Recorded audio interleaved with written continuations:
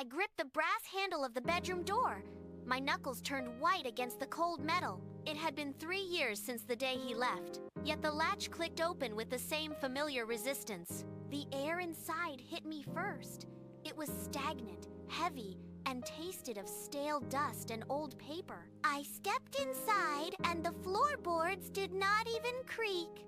His bed remained unmade, the sheets tangled exactly as he had left them on that final morning. I reached out to smooth the wrinkled fabric, but my hand stopped mid-air. I could not touch it.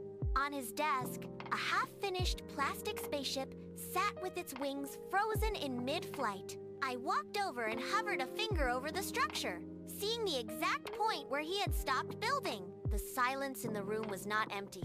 It was a physical weight pressing against my ears. I pulled the wooden chair out, the legs dragging harshly across the floor, and sat down. I looked at the desk. I looked at the bed.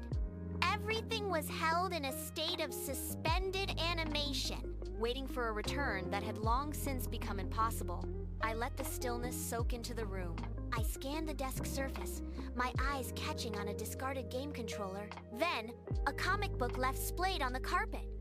I knelt, my knees hitting the hardwood with a dull thud. My hand slid into the dark gap beneath the desk, fingers brushing against wood and wire. I felt the rough texture of a worn paper cover. I pulled it out. The notebook was heavier than it looked, its edges frayed from years of friction. I sat back on my heels, the room suddenly feeling smaller. I opened the cover, expecting to see his familiar, jagged sketches of game characters. Instead, the handwriting was sharp, precise, and entirely foreign to my memory.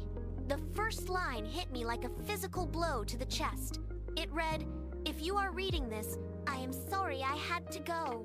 I stared at the ink. I blinked, waiting for the letters to shift into something else.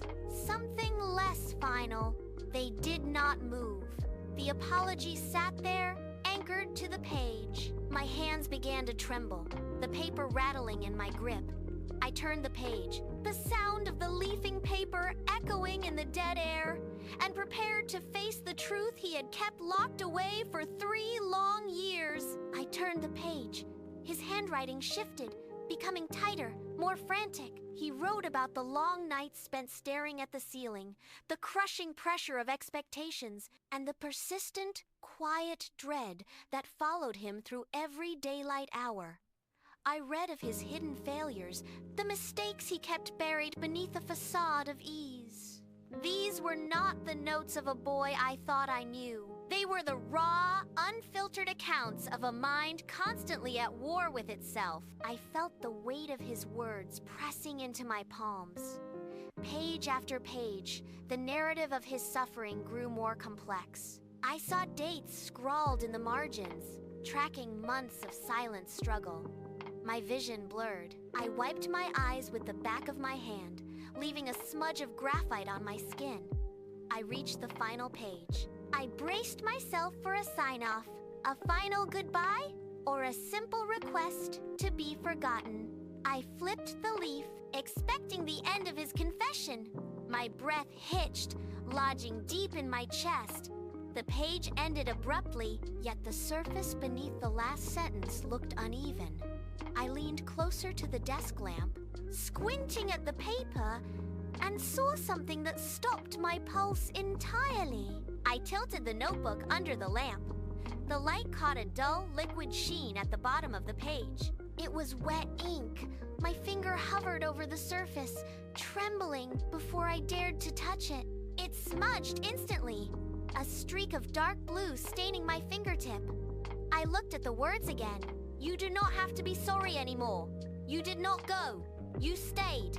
The handwriting was identical to his. The same sharp, erratic slant on every letter. The same lowercase g that always dragged below the line. I turned my eyes to the corner of the page. The date scrawled there was 2 months after his funeral. My blood went cold. I slammed the notebook shut, but the image of those letters remained burned into my mind. I pressed my back against the wall, my chest heaving, listening to the silence of the house. The air felt thin, electric. There was no one in this room. There had been no one for 3 years. I stared at the notebook, gripped it until my knuckles turned white, and fought the urge to scream. The impossible had just happened, and the silence that followed was no longer empty. It was watching me. I sprinted into the hallway, the floorboards groaning under my feet. I burst into the kitchen.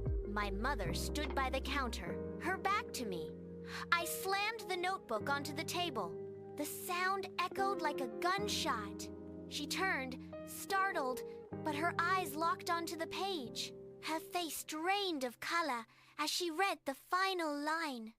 She stumbled back, pulling a second, identical notebook from a hidden drawer. She flipped it open.